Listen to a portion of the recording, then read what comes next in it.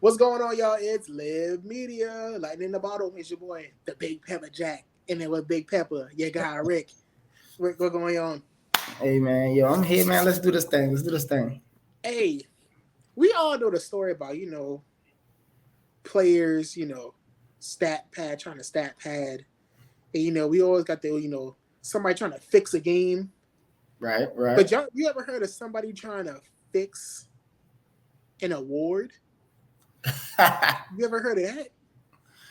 Oh man, look, Because I never yo. heard of it before. And Rick brought this to my attention. I never heard of that before. And I was like, fix an award. He said, yeah, they fixed this award just for him. So Yo, so they can cement his legacy, and so they can create a narrative. Because when we talking about a league always needs a superstar. They need a face. mm, And then we all know this legend. He's iconic, legendary, got his own shoe, owned the basketball team, Air Jordan himself. Man, Rick, take it away. Cause you gotta tell it. You gotta tell it. all Take it right, away. man. All right. So look, check this out, man. So check this out. So Tom Haberstrom. So first of all, I'm minding my business, right? When I see it, I'm minding my business. You know, Mm-hmm. like I be chilling. Get off work. Doing a little thing. I cut on, sports in the background while I'm washing dishes or doing whatever I'm doing, right? And Mm-hmm. I hear the thing. Tom Haberstrom has a report that Michael Jordan's 1987-88 defensive player of the year might be fraudulent. I'm like, what? So now I go searching, right? I'm like, let me hear somebody talk about this. I'm clicking just on, reports, and I see a little article, and they were saying that. So essentially what they were saying was that Michael Jordan had announced the year before or something like that he was upset. I don't know if it was the year before exactly. I can't. Yeah, it might have been the year before.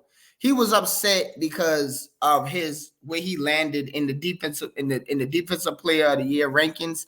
But he was also mad, I think, because they say he either didn't make first team all defense or something like that, whatever the case may be, right? And so, because he made it known to them that that was upsetting to him, they Mm-hmm. focused, the next year, like, hey, like, let's lock in, like, let's make sure, what I'm saying, like we pay attention to, what it is that Michael Jordan is doing on the defense of the ball, Okay. right? Which, well, we know the next year comes, Michael Jordan wins defensive player of the year, right? Um, Back then, and we know back then it was difficult for guards to, not even just back then, it's difficult for guards to win DPOY because centers defend the rim, they got an easier chance. They go end the season with the blocks. They Yeah. go end the Yeah. season with the defensive rebounds. And if you got a good center who can get a couple of steals, now he really looked good in the DPOY, right? So from what the guy was saying in the report, now this ain't me, bro. This is the report saying that people were Mm-hmm. padding the stats for Michael Jordan so that he could win DPOY. So in a game, if he was supposed to have 2 steals, they would have given him 5. And back then, now this the 80s, so I know how y'all Michael Jordan fans go. And I know what y'all gonna say. This the 80s, bro. Ain't no Twitter, ain't no YouTube. In, so when the game in, if you didn't watch it on TV, you don't know the stats until the newspaper come out. Right. You know what I'm saying? So when they go in the back and they get to talking about how much a person scored, you don't know, especially if you don't live in Chicago. You listening on the radio. Right? You have no idea, and you got to catch the games when they come on. You know what I'm saying? So it's not like now how you can micro analyze a player all year round, right? Like you can watch every game he play from the comfort of your own home, even if you're nowhere near around him. All right. So that year before, he lost to Michael Cooper. He lost defensive player of the year. Yeah, to Michael Cooper the year before that. The year Mm. before he won, he lost to Michael Cooper Michael Cooper is a good defender. from LA. Yeah, that was So man. That was them championship Lakers, boy. yeah, yeah, and yeah, the Lakers won in '86, I think. Yeah, they won 86. That 86. made 87 too. Oh, okay. Yeah. I can't remember. I know it's either them or Boston because Detroit won in 88, I think. That's when Detroit won their first one. 88. Yeah. Yeah. Detroit won No, 88, it was the 89. Lakers. The Lakers won in 88 too. Well, Detroit won 89, 90. Yeah. I know the Pistons won back to back. Either way, right? So I thought the story was interesting, not even for me. I thought the story was interesting, not even because of because a lot of people like to be like, okay, LeBron don't got no defensive player of the year. That's one thing Michael Jordan got above him. For me, I don't really care about that. I'm just interested for a person to come out that said, yeah, I know this was happening.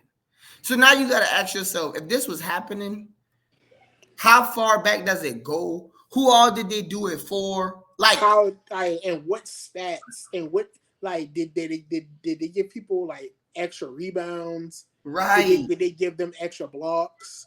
I mean, you can't really give them extra points because like even when you read it in the paper, they give the point totals at a quarter. Yeah. So like you can't really do that with the points. Yeah, But points is the only thing you the probably blocks, can't the do it. rebounds, the steals, and the turnovers, you could really kind of manipulate. Cause you would, yeah, because this is the thing about turnovers, right? You can pass the ball and get stolen, that's a turnover.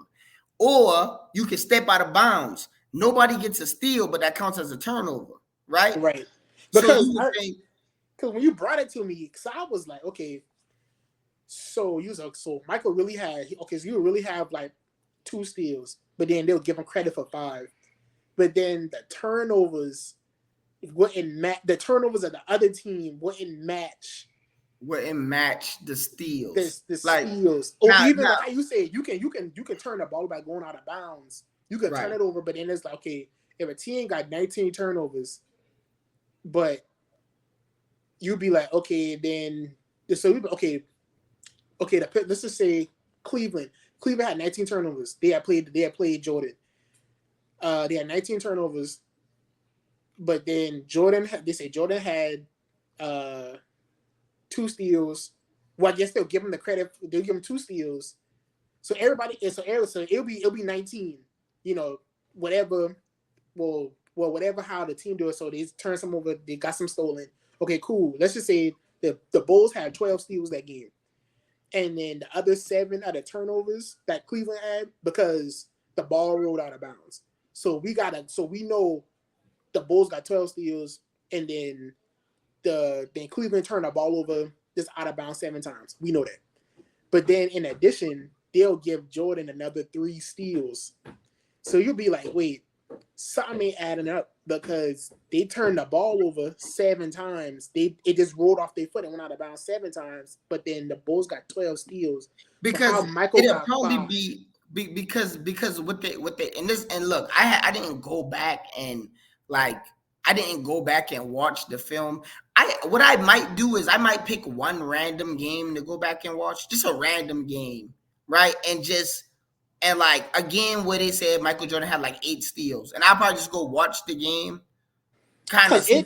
He had a few games. He had 6 steals, and like Right, because like the one of thing them he is, had like 7, or like how you see he had 8.